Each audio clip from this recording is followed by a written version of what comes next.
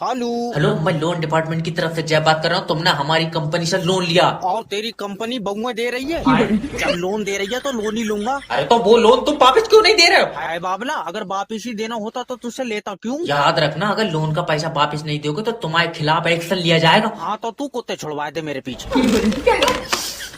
कुत्ते नहीं, अब तेरे घर पर पुलिस जाएगी। पुलिस से कोई फायदा नहीं है, तू आवे तो बता। बदतमीजी बात मत करना मुझसे, ये कॉल रिकॉर्ड हो रही है। कहाँ रिकॉर्डिंग के चक्कर में पड़ा? यहाँ मैं बनाऊँ तेरी वीडियो।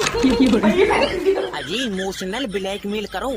ओके सर, देखो अगर तुम ये 6 लाख रुपए लोन के नहीं दोगे तुम्हारी जिंदगी कट जाएगी। नहीं कटाएगी तो क्या 2 कंपनियों से और लूंगा। बल्ले, तू अपने बच्चे भी लोन से ही पाल लिया होगा। मैंने अपने बच्चों को आज तक इस लोन में से 1 रुपया नहीं दिया है। जॉब करते हैं। पागल है, वो अपना अलग लोन ले रहा है।